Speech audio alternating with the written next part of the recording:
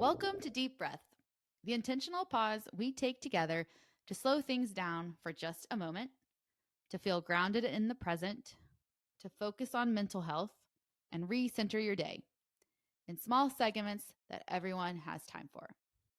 I'm Sarah, and I'm hosting Deep Breath today. I don't know about you, but we've talked about some really heavy things lately, and it does weigh on me. And I do find that I get a little more anxious um, talking about and thinking of examples and having memories resurface, talking about things related to pain, fear, and anger. Those are really, really difficult emotions to remember, to bring up. And if you've been listening to those episodes, I would just take a moment to honor yourself and your brain and your body for processing whatever you've processed, whether intentional or not, because we take things in we don't even realize we're taking in. In order to help process those emotions, those memories, the feelings, everything that's come up, a practice I've taken to recently encapsulates more than just one practice. I have found myself trying to focus on one thing at a time. And in doing so, I'm practicing mindfulness, I'm practicing intention, and I'm practicing gratitude. And all three have been proven to help your mental state. So you Google any of those uh, words, and you'll come up with a litany of research studies or and best practices. For me, I drilled down even more simply than a practice. I just found myself being mindful or trying to be mindful with no real purpose to it. I didn't realize I was doing it because my brain has been processing things that we dredged up in community roots. And now I realize that it was.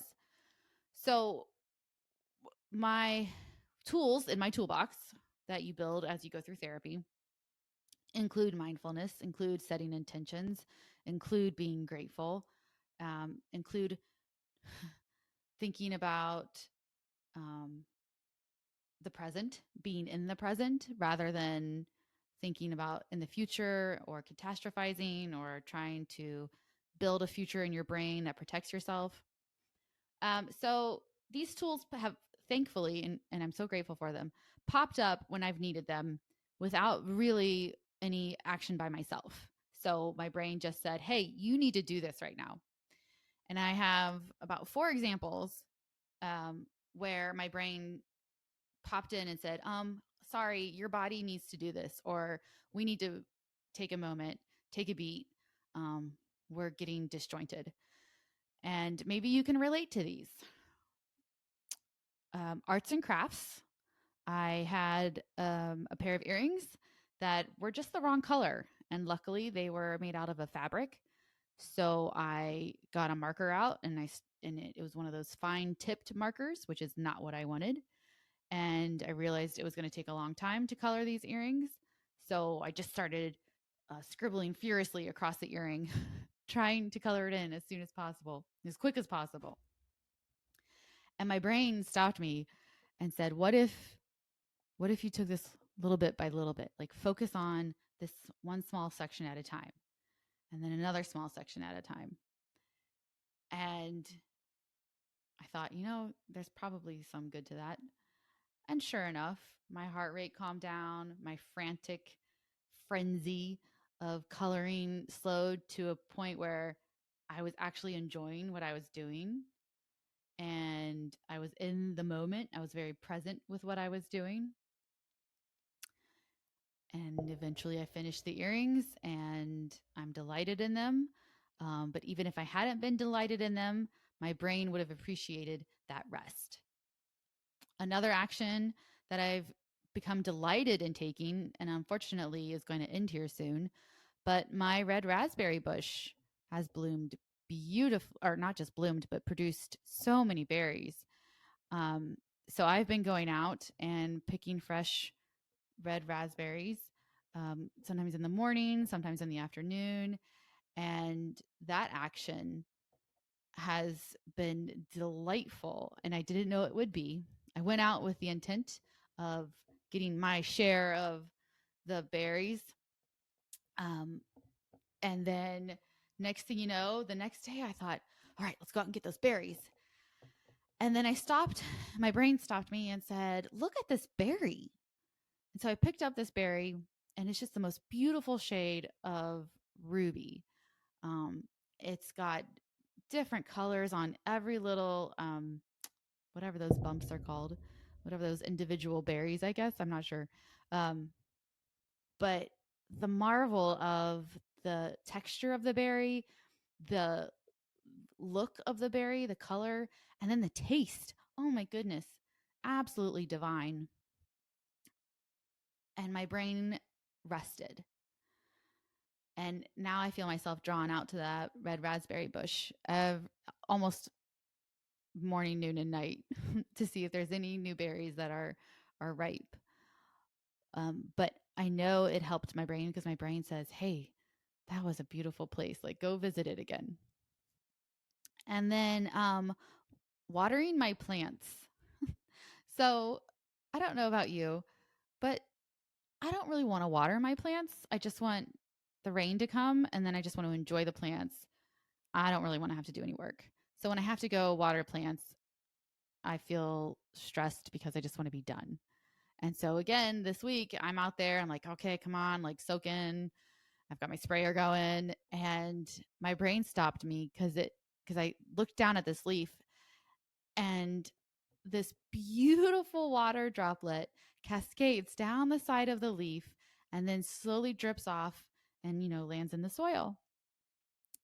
And I thought it was so beautiful. And I said, take a snapshot to myself, take this moment. And then I thought, I wonder if there's any other water droplets. Well, of course, it's all a bunch of plants. So my brain encouraged me to just marvel at the water droplets. Look at the rainbow that's made when you aim the sprayer in the air for a little bit and see the arc. And marvel at the different colors of the blooms, the petals on these flowers. Marvel at how they're so individually unique by plant. When you compare a lavender to an echinacea or coneflower to a daisy, it's incredible that there's so many different kinds of plants, and that's just 3 plants. So I took multiple moments to be intentional and to appreciate that.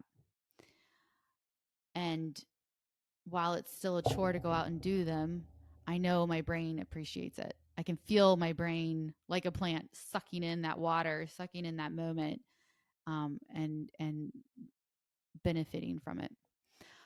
Lastly, my brain stopped me when I was getting ready to like move my cat over and said, "How about you pick that cat up?" And I don't know if you have a cat you can pick up. I do. He's an orange cat, so obviously he's awesome. And I picked him up and I just started stroking his back and his face. And I thought, wow, again, look at the hairs on this animal. They're individual, but they make up this pattern and they're soft. And, the top of the head is a little bit rougher than the cheeks.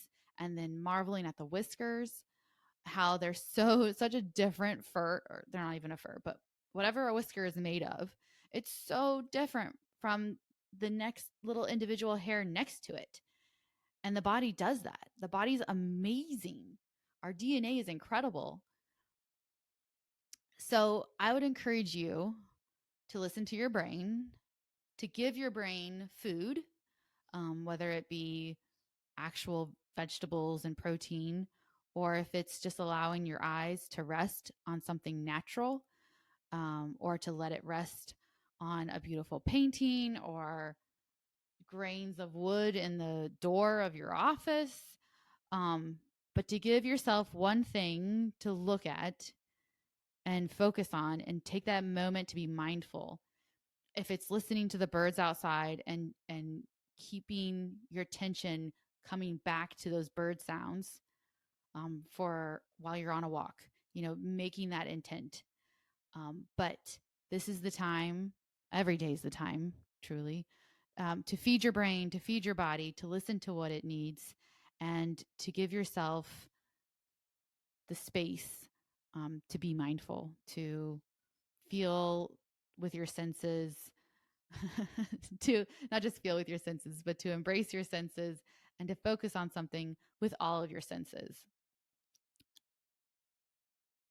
And thank you for listening to my TED Talk. Thank you for listening to Deep Breath. We appreciate you coming and hope you will listen to our next episode. Have a wonderful day.